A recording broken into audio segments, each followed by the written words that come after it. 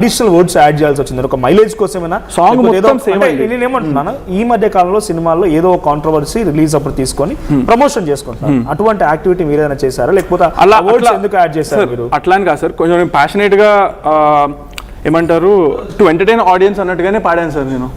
My goal was to entertain people. And 3.5 నిమిషాల song stage ఎక్కి పాడేటప్పుడు it's not an easy thing. నాకైతే చాలా టెన్షన్ ఉండింది లోపల. స్టేజ్ ఎక్కి మైక్ ఎక్కి నేను సింగర్ కాదు కదా కాన్ఫిడెంట్గా పాడడానికి. సో మేబీ నా వాయిస్ అంత బాగుండకపోవచ్చు, అలాంటివి నాకు థాట్స్ మైండ్లో ఉన్నాయి. అయినా కూడా నేను ధైర్యం చేసి పాడేశాను to entertain audience, that's it. So మిగతా సాంగ్ అంతా సేమ్ యాజ్ తీసి పాడాను, జస్ట్ రెండు పదాలు మార్చాను. ముందు స్టేజ్ మీద మీ నాన్నగారికి ఎవరికి తెలియదు, మీరే ఇంక్లూడ్ చేసుకున్నారు. యువర్ ఓన్ సెల్ఫ్ డిసిషన్ అంతే, అదంతా కూడా అంతే. బట్ ఒక్కసారి if at all possible public call తీసుకోవచ్చా? చూద్దాం పబ్లిక్ ఏం మాట్లాడతారు మీ సినిమా గురించి చెప్పండి. అట్ ది సేమ్ టైం మీరు ఇన్ని రోజులు ఫేస్ చేస్తున్నారు కదా, మీ ఎమోషన్ ఇక్కడ ఒకటండి. నేను ఫస్ట్ మెయిన్ ఒక క్లారిటీలు కొన్ని ఇద్దామని వచ్చాను. బయట బాగా మిస్కమ్యూనికేషన్ ఏం జరుగుతుందంటే నేను ఒక పర్సన్కి బెదిరించాను అని చెప్పి దీని గురించి మాట్లాడదామని వచ్చాను. మెయిన్ థింగ్ నేను అది క్లారిఫై చేసుకుందామని వచ్చాను. బికాస్ ఇప్పుడు నేను పాడింది తప్పు కాదా అనేది అది ప్రజలకు తెలుసు, ప్రజలు they will take care of it అనే నమ్మకం నాకు ఉంది. That is not the main issue for me right now. నేను రెస్పాండ్ అయ్యింది, నేను పాడిన తర్వాత కూడా నేను అసలు దీన్ని లైట్ తీసుకోవచ్చు. తిట్టారు నన్ను, డే 1 నుంచి నన్ను తిడుతున్నారండి. నేను అవన్నీ ఫేస్ చేసుకుంటూ వస్తున్నాను. నేను నా కష్టాన్ని నమ్ముకుంటూ నేను కష్టపడుతున్నాను, నా వాళ్ళు హూనం చేసుకుంటున్నాను. తెలియదండి అది నాకు కూడా. నేను నిజం చెప్తున్నా, మేబీ జేబులో చెవులు పెట్టుకుంటే వాళ్ళకి నేను నడిచే విధానంలోనే మేబీ కొంతమంది నచ్చట్లేదేమో, అది ఎందుకో నాకు తెలీదు. But I'm working on my self. నేను డే 1 నుంచి నేను ట్రై చేస్తున్నాను. నేను చాలా మంచిగా అందరితో మాట్లాడాను. నేను డే 1 నుంచి ఎప్పుడు అందరితో మంచిగా మాట్లాడతాను. మీకు ఇప్పుడు వచ్చిన దగ్గర నుంచి నేను మీకు ఏమైనా డిస్రెస్పెక్ట్ చేసేది అనిపించిందా? డిస్రెస్పెక్టివ్ ఇన్ ఎనీవే లేదు కదండి. సో డే 1 నుంచి నేను అందరితో ఇలాగే మాట్లాడతాను. ఎస్పెషల్లీ నేను అసలు మహిళల పట్ల కానీ నాకు ఇమ్మెన్స్ రెస్పెక్ట్ ఉంది. మొన్న నన్ను ఈ శివాజీ గారి కాంట్రవర్సీలు కూడా ఎవరో అడిగినప్పుడు నేనేం చెప్పానంటే, నేను చెప్పిన దాకా నాకు బాగా అప్రిషియేషన్ వచ్చింది బయట. So I respect women a lot. So I don't know why sometimes, అంటే అది మొత్తం one side of the coin అని కూడా నేను అన్నాను. బికాస్ నా మూవీ రిలీజ్ అయిన తర్వాత, నా డాన్సులు చూసిన తర్వాత నాకు పాజిటివ్ కూడా వచ్చింది. సో నేను నా పనిని చేసుకుంటూ వెళ్తున్నాను. But some times it does effect a person. అంటే ఎంతమంది ఒక మీద పడిపోతే ఆ పర్సన్ మీద పక్క ఎఫెక్ట్ అనేది ఒకటి ఉంటుంది. Let's take a conclusion. మీరు పబ్లిక్ తోటి ఇంటరాక్ట్ అవ్వండి, చూద్దాం పబ్లిక్ కూడా ఏం మాట్లాడతారు అనేది. PCR please on phone lines. So director గారు కూడా ఉన్నారు, సంపత్ రుద్ర గారు. సంపత్ రుద్ర గారు సడన్గా షాక్ అయ్యారా చంద్రహాస స్టేజ్ మీదకి వెళ్ళి ఈ వర్డ్స్ ఉపయోగించి ఆయన పాట పాడడంతో? ఎక్స్పెక్ట్ చేయలేదు, ఎవరికి తెలియదు కాబట్టి మీరు షాక్ అయ్యారు. డెఫినెట్గా షాక్ అయ్యాను. ఏమనిపించింది ఆ మూమెంట్లో? అది షాక్లో ఉన్నానండి. నాకు సాంగ్ అయిపోయేంత వరకు అసలు ఇది ఎలా వెళ్తుంది ఏంటి అనే షాక్లోనే ఉన్నాను. కానీ ఇంత నెగిటివ్ వస్తుందని అనుకోలేదండి అసలు. ఇంతకంటే దారుణమైన మాటలు విన్నారు జనాల నోటి నుంచి. మీరే బీపులేసి చాలా వేసిన వీడియోలు కూడా ఉన్నాయండి. ఇది అది ఇంకా అందులో ఎట్లుంటుందంటే ఒక పర్టికులర్ పర్సన్ని పాయింట్అవుట్ చేస్తూ వాళ్ళ ఫ్యామిలీని అందరినీ టార్గెట్ చేసిన మాటలు చాలా ఉన్నాయండి. ఒక్కొక్కసారి సినిమా ప్రమోషన్స్లో తెలియదేం కాదు, మీరు ఒక డైరెక్టర్గా ఉన్నట్టు ఎన్ని క్రిస్ క్రాస్ చెక్ చేసుకొని వన్స్ అవుట్ వైజ్ వెరిఫై చేసుకున్న తర్వాత ఒక స్టోరీని పుట్ ఫార్వర్డ్ చేసి ఒక సినిమాగా తీసుకొస్తారు. అవునవును, మాక్సిమం వర్క్ అంతా మీ దగ్గర నుంచి వస్తుంది. అవునండి. రెగ్యులర్ ఊర్లోకి పోయినాం అనుకోండి, ఊర్లో నలుగురు మాట్లాడుకునే భాష ఒక రకంగా ఉంటుంది. ఆ తర్వాత కొంత ఏరియాకి వచ్చిన తర్వాత ఒక భాష వేరే రకంగా ఉంటుంది. ఆఫీస్ ఎన్విరాన్మెంట్ ఇంకో రకంగా ఉంటుంది. ఒక స్టేజ్ లోకి వచ్చిన తర్వాత ఇంకో రకంగా ఉంటుంది. సో అది రెగ్యులర్ వాడుక భాష ఎక్కడ రూరల్ ఏరియాలో లేకపోతే కామన్ గా ఫ్రెండ్స్ మధ్యలోనో లేకపోతే చిట్ చాట్ లో వస్తే రావచ్చు. కానీ ఆ పదాలు ఇక్కడికి వచ్చేసరికి చాలా బిగ్గెస్ట్ బ్లండర్ కదా, అందరూ అపోజ్ చేస్తున్నారు. కానీ అంటే ఇప్పుడు చంద్రహాస్ చేసింది ఏంటంటే చిన్న మిస్టేక్ ఏంటంటే, మా సినిమా పక్క రూరల్ సినిమా అండి. అది తెలంగాణ బ్యాక్డ్రాప్ లో ఒక తెలంగాణలో ఒక చిన్న పల్లెటూరులో జరిగే కథ.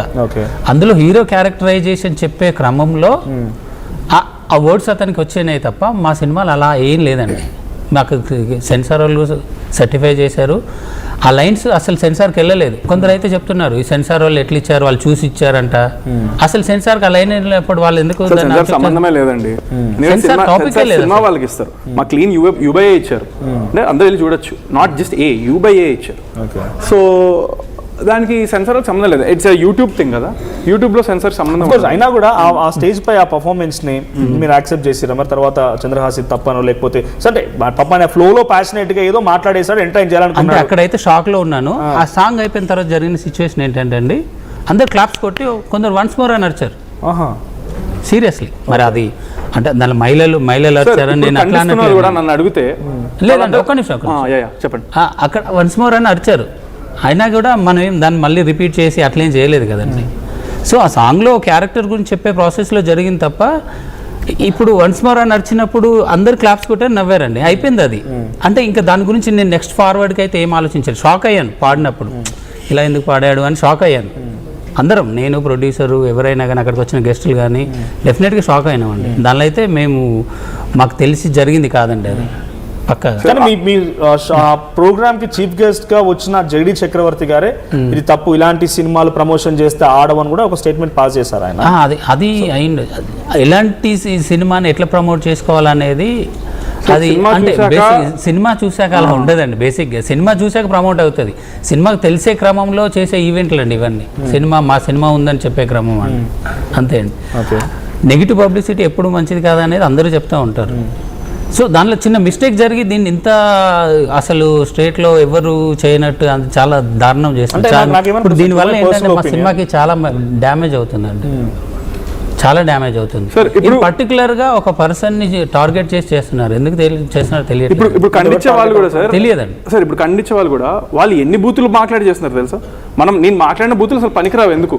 అండ్ వాళ్ళు వాడుతున్నవి ఏంటంటే అసలు అవి మనం వాటిని ఎందుకు ఖండించట్లే? ఇప్పుడు నువ్వు మంచి మాట చెప్తున్నావు అంటే అది మంచిగా చెప్పాలి కదా. నువ్వు మంచిగా చెప్తే వింటారు. నువ్వు ఇలా చెప్తూ ఇంకోటి మళ్ళీ అతని సపోర్ట్గా ఇంకొంతమంది ఇలా చెప్తే వాళ్ళని కూడా అనాలి కదా. అతను వాళ్ళని ఎవరేమనట్లేదు, కానీ నన్ను తిట్టడానికి బూతులు వాడినప్పుడు మాత్రం అవి కరెక్ట్ బూతులు. ఇతను వాడిన లాంగ్వేజ్ కి అంతకంటే 3 times లో చేస్తున్నారు అందరూ. దాన్ని అందరు ఫాలో అవుతున్నారు. అండ్ నేను చేయక ముందు కూడా చేశారు ఇది, అప్పుడు కూడా ఎవరు ఖండించలేదు. నేను చేసిన తర్వాత కూడా చేస్తున్నారు, ఎవరు ఖండించట్లేదు. నేను మాట్లాడింది మాత్రమే ప్రాబ్లం. నేనెవరిని ఏం అనకూడదు, నన్ను అందరూ ఎగ్జాంపుల్ చెప్ప అన్రికగ్నైజబుల్ వాళ్ళు మాట్లాడారంటే మనం పాయింట్అవుట్ చేయలేము. ఎవరైనా పాయింట్అవుట్ చేయగలుగుతాం ఒక బల్క్ ఆఫ్ పీపుల్ లో. బట్ ఎప్పుడు పాయింట్అవుట్ చేయను, వీడియో పెట్టారు నన్ను ఒక్కడిని అన్నారు స్టార్టింగ్ నుంచి. నేను ఎప్పుడు పాయింట్అవుట్ చేయను. వీడియో డైరెక్ట్ గా అంటే లైక్ ఎంతో ధైర్యంగా వీడియో పెట్టి మా ఇంట్లో మహిళల్ని అంటే మాత్రం మీరు అంటే ఊరుకుంటారా సార్? ఊరుకుంటారా? యాక్సెప్ట్ చేయను కదా. నేను రియాక్ట్ అయింది కూడా దానికే సార్. రియాక్ట్ అయ్యి ఏం చెప్పానంటే నాకు మా అమ్మగారికి అండ్ నన్ను కాకుండా మీరు ఎవరెవరైతే అన్నారో అపాలజీ కావాలి అని చెప్పారు. దరిద్రపు ముండా కొడుకు. నేను చూడలేదు ఆ వీడియో, చూడలేదు మీరు అంటున్నా వీడియో చూడలేదు. బట్ అక్కడ మహిళ అన్నారా లేదో తెలియదు. But if at all family వరకు వస్తే యాక్సెప్ట్ చేయకూడదు అది. ఒకవేళ ఆయన వల్గర్గా మాట్లాడేది ఎలా ఉందంటే అసలు మీరు చూస్తే తను మాట్లాడుతూ నాకు పిల్లలు ఉన్నారు, ఇలా మాట్లాడితే నేను గుబ్బో మించలు కొడతాను అన్నాడు. అతను పెట్టిన వీడియోనే వాళ్ళ పిల్లలకు చూపించమనండి ఒకసారి. అతని ఎక్స్ప్రెషన్ ఎలా ఉందో. అతను 2 వీడియోలు చేశాడు సార్. ఫస్ట్ వీడియోలో ఎంత అసభ్యకరంగా మాట్లాడాడు అంత నేను ఒకసారి మనం ఒక పర్సన్ కి ఇండివిజువల్ గా రెస్పాన్సిబిలిటీ ఇవ్వాల్సింది మనకు నాకు ఉంది సార్. నేను దాని గురించి మెయిన్ వచ్చింది ఈ రోజు. హోల్ పబ్లిక్ ఉన్నారు, మీరు ఈ పబ్లిక్ ని యాక్సెప్ట్ చేయించండి. ఒకరి కోసం మీరు అందరినీ తప్పని ఒప్పుకుంటున్నానంటున్నా కదా. కాల్ ఉన్నారు మీకోసం, రాజు గారు అంట. రాజు గారు ఫ్రమ్ హైదరాబాద్. రాజు గారు రియాక్ట్ అవ్వండి. ఫస్ట్ ఆఫ్ ఆల్ అబ్బాయికి మంచి కెరీర్ ఉంటుంది. జనరల్లీ చాలా మంది యంగ్స్టర్స్ చాలా ఒబీడియంట్ గా ఉంటారు ఇండస్ట్రీ అంటే. ఓకే, అప్పట్లో పెద్ద పెద్ద హీరోలు అందరూ డైరెక్టర్లు కానీ సొసైటీలో కానీ ఏమాత్రం చిన్న మరకపడినా కూడా వాళ్ళు చాలా ఇబ్బందులు పడి కెరీర్ కి ఇబ్బంది పడుతుందేమో అన్న ఒక భయం అంటే ఉండేది ఇండస్ట్రీలో.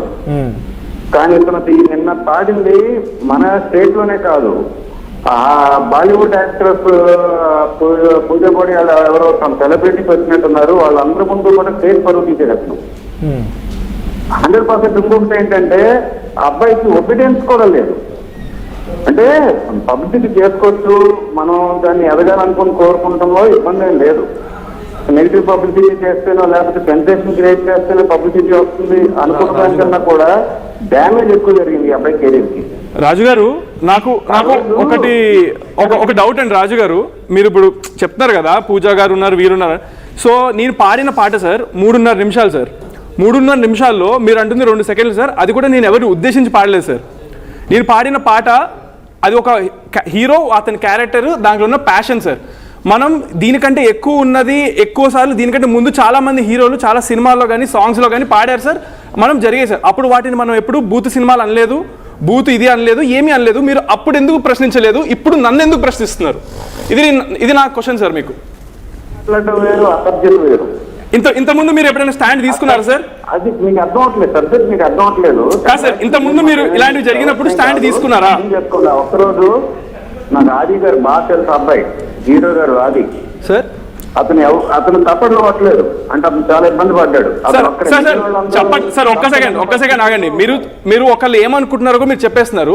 ఆది గారు చప్పట్లు కొట్టలేదంటే అది ఇబ్బంది పడినట్టు కాదు సార్. ఆయన వచ్చిన దగ్గర నుంచి ఇది జరగక ముందు కూడా ఆయన గురించి డైరెక్ట్ గా మాట్లాడిన పర్సన్ పొగిడినప్పుడు కూడా ఆయన థ్యాంక్స్ కానీ చప్పట్లు కానీ కొట్టడం జరగలేదు సార్. ఆయనకు అనిపించినప్పుడు ఆయన చప్పట్లు కొడతారు. ఇప్పుడు అక్కడ మాత్రం చప్పట్లు కొట్టలేదంటే అది కాదు సార్. ఎందుకంటే దాని తర్వాత ఆది గారు స్టేజ్ ఎక్కడం జరిగింది, నా గురించి నన్ను పొగుడుతూ మాట్లాడడం జరిగింది, అదంతా జరిగింది. ఆయనకి అలాంటిది అనిపిస్తే ఆయన చెప్తారు సార్. ఎవరేమనుకుంటున్నారు అనేది మనం చెప్పకూడదు. మీకు అనిపించినంత వరకు మీరు చెప్పొచ్చు. మీకు అర్థమైందా సార్? చెప్పాలి కదా, మీకు అర్థం అవ్వాలి. సొసైటీ సార్ మీకు అనిపించింది చెప్పండి సార్. అవతల వాళ్ళు వీళ్ళు అనిపించింది చెప్పకండి. చెప్తున్నాను కదా మీకు, మీరు చేసిన దానికి ఇండస్ట్రీలో సింపుల్ థింగ్. ఈ అబ్బాయినా ఎందుకులే మనకి కాంట్రవర్షియల్ గా ఈ అబ్బాయి మనకెందుకు అనుకుని మీకు దూరం జరుగుతారు కానీ ఎవరు మీకు దగ్గరికి రాడు సార్. స్టేజ్ అనేది చాలా ఇప్పుడు జనరల్ గా ఇండస్ట్రీ అన్నవాళ్ళు స్టేజ్ ని ఒక ఇది కింద భావించారు, ఒక ప్లాట్ఫామ్ ఒక దైవం కింద భావించారు.